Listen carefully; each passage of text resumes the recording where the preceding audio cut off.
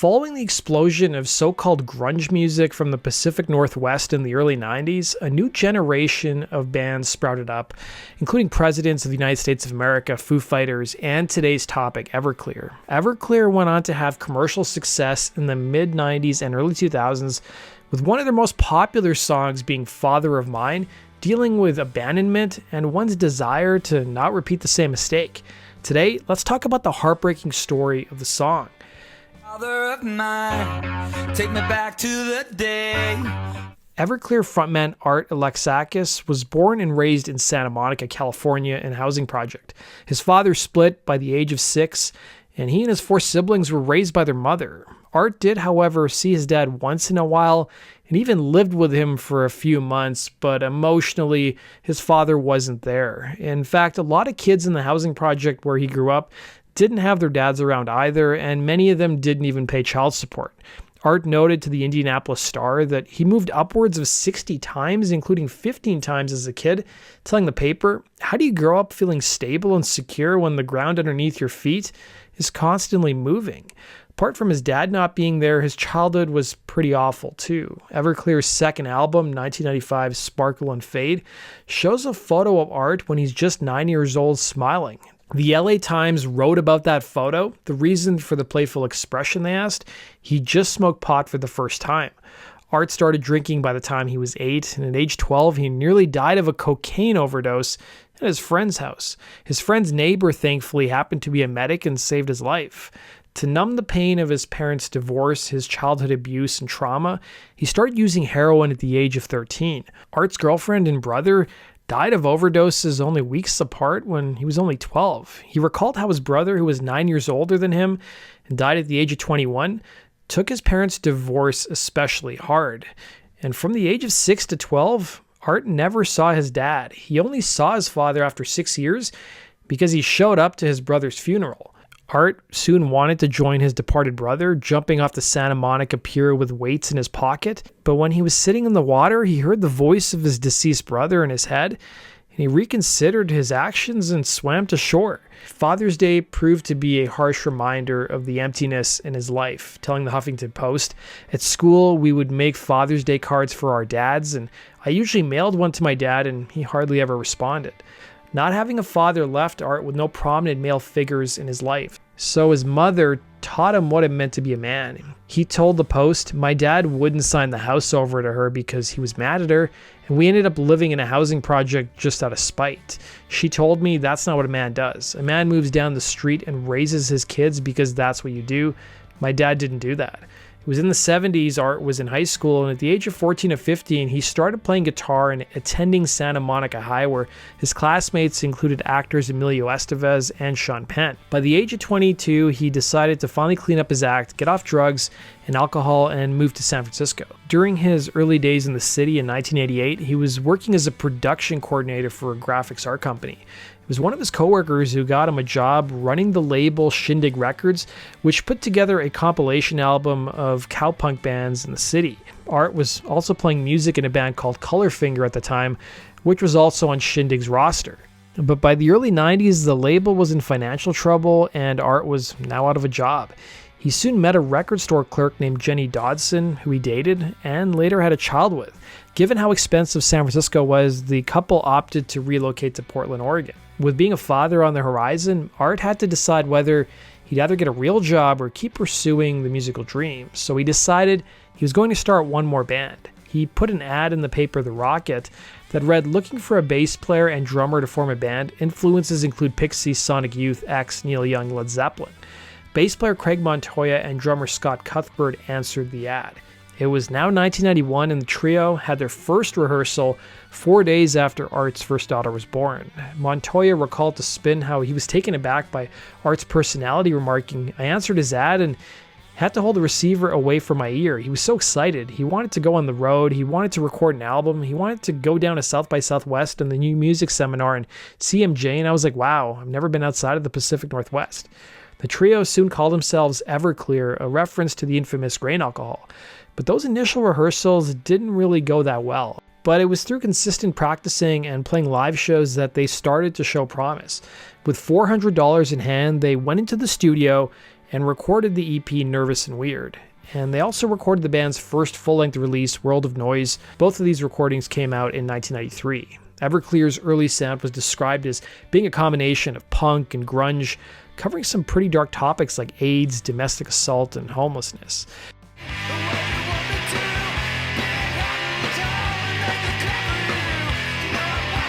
Their first two releases were distributed by indie label Tim Kerr Records from Portland. Everclear soon found success in the city, and they were headlining shows at the time. Given the small operation that Tim Kerr Records was, they didn't have the capabilities to promote the album outside of Portland. So Art, the driven person that he was, took it upon himself to promote the record by attending music conferences. He personally hired people to get the album on college radio, and he sent out mailouts for the promo albums himself. And it worked. The record found some fanfare on the college charts and got Everclear on the radar of major record labels who had the band play a showcase in Los Angeles. Soon enough, the band became the subject of a bidding war from 30 labels. But when Art brought up how he wanted to produce his own records, have total creative control, in addition to signing bands for the labels, that list of interested companies shrunk to 7. Everclear ended up signing to Capitol Records, though, in the summer of '94. Prior to finalizing the contract, their drummer Cuthbert was kicked from the band, apparently for improvising too much during live shows. Cuthbert was replaced with drummer Greg Eklund. Everclear soon got to work on their second record and major label debut, 1995's Sparkle and Fade. With $85,000 in their hand, they'd record at Butch Vig's studio in Madison, Wisconsin. Vig was also in the studio at the time, but he was working with his new band called Garbage. Sparkle and Fade in the press was sometimes referred to as Art's heroin album, with the track Heroin Girl frequently being brought up in interviews. The song dealt with Art's deceased girlfriend and brother.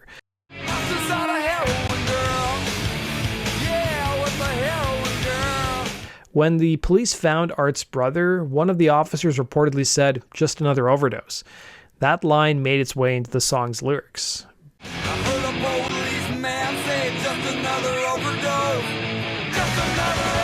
But Art pushed back against the assertion that the whole record was his heroin album, telling the Red Deer Advocate, "It deals with my daughter and the breakup I went through, problems, aspects of dealing with depression and anxiety and stuff like that." Sparkle and Fade did decent out of the gate, but not great. The lead single, Heroin Girl, got some play on MTV's program 120 Minutes and on the alternative airplay charts, but it was the song Santa Monica that really took off. It topped the mainstream rock tracks chart and peaked at number 29 on the Hot 100 chart.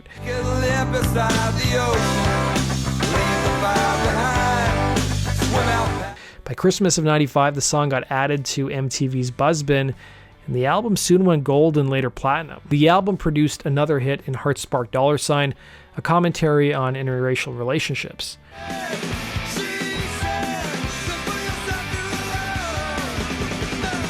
One comparison Everclear couldn't escape in their early years was that they sounded a lot like Nirvana.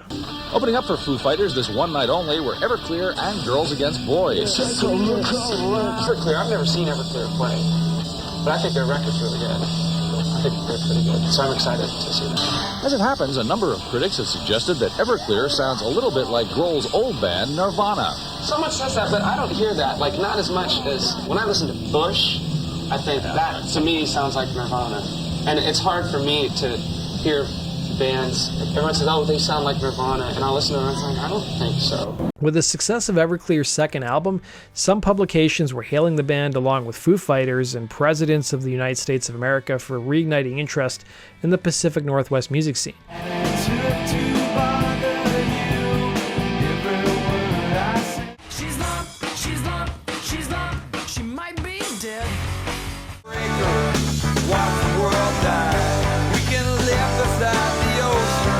That's not to say that people in Portland's music scene were happy about Everclear's success, because a lot of them weren't.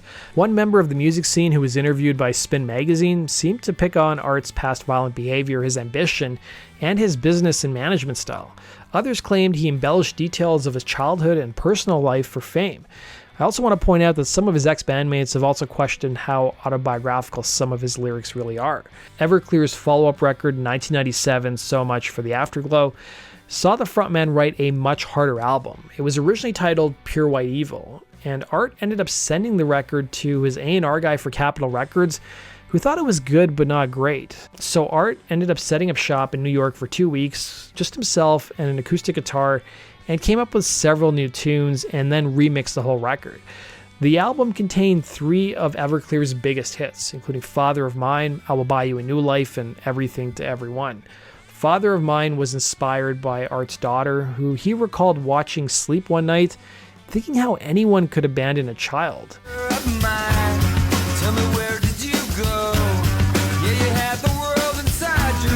It brought him back to his own dad. He went back to his office and started to write the song. He remarked to the Indianapolis Star, "By the time I got halfway through Father of Mine, I'm sitting in my chair and I started bawling. It wasn't going back to the memories of me as a child. I was looking at it more as a father. The paternal urges in me came out." When you look back at your wasted life and you don't see me, I was 10 years old. The song tackles his own feelings of abandonment and how he wants to break the cycle with his daughter. I'm a grown man with a child of my own. I swear I'm not gonna let her know. Adding to the paper, she's going to grow up in the same house and walk the same street to a really good public school. I'm really happy about that. I'm not gonna let her know. I'm the pain I have. Father of Mine peaked at number 70 on the Hot 100 chart and number 4 on the alternative airplay chart, and 29 on the mainstream rock tracks chart, and went on to become one of the band's most popular songs.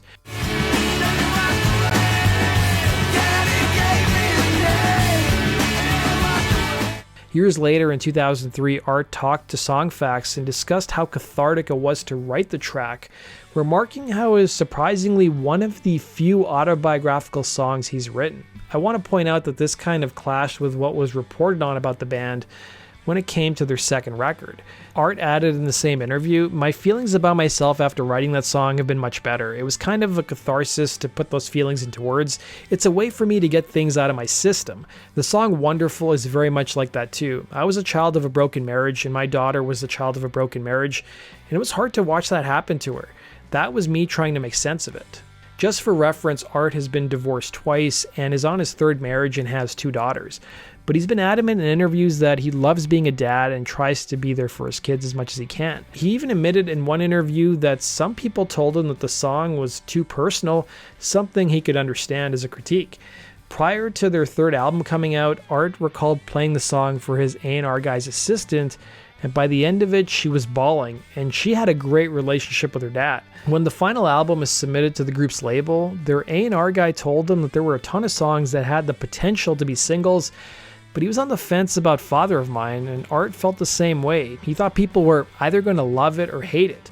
But it became apparent as critics and audiences got their hands on the album and heard it on radio, Father of Mine was connecting with a lot of people.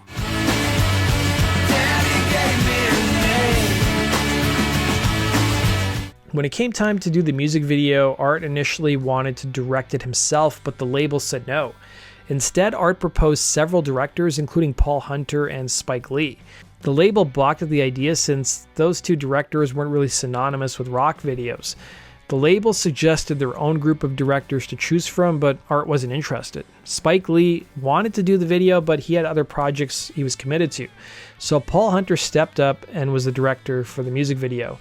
Hunter at this time was known for doing videos such as Notorious B.I.G.'s Hypnotize and Mariah Carey's Honey. He shaped the video from its conception to what he referred to as a mini epic. They ended up filming the video in the projects where Art grew up. Wasn't easy for me to be a scared white boy in a black neighborhood. Sometimes you would send me. In 1997, while doing press for the album, Art revealed his dad now wanted a relationship with him, but he had no interest in it. He told the Indianapolis Star, "I've seen the emotional and physical price it takes to be a father. I never questioned it. I just accepted it, and I'm glad I did. My dad didn't, and many men don't." He added that the bare minimum his father could have done all these years to make him at least want a relationship was to check in and ask about his life, but he didn't even bother doing that. In 2012, he appeared on The Howard Stern Show and talked a bit about what his father had been up to in more recent years. He revealed that his mother passed away from cancer in 2006. Prior to her passing, Art called his dad and asked him to apologize to his mother for everything he put her through, but sadly he never did.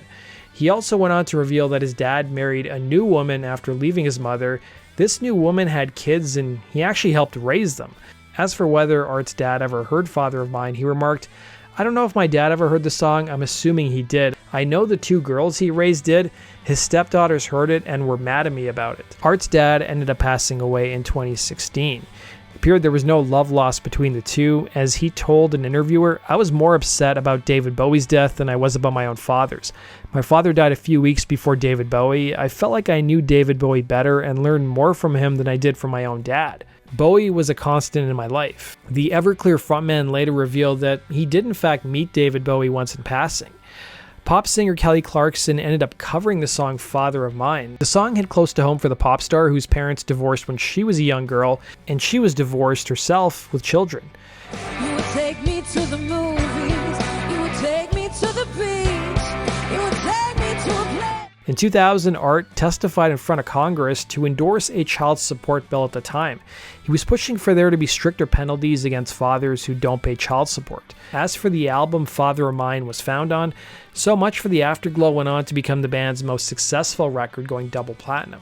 They had several other hits on it, including I Will Buy You a New Life and Everything to Everyone. Everything to Everyone was a #1 hit on the alternative airplay chart, while I Will Buy You a New Life peaked at number 3. The renegades, you always try to leave everything to everyone. I will buy you a garden where your flowers can bloom. That does it for today's video, guys. Thanks for watching, and we'll see you again in Rock and Roll True Stories. Take care.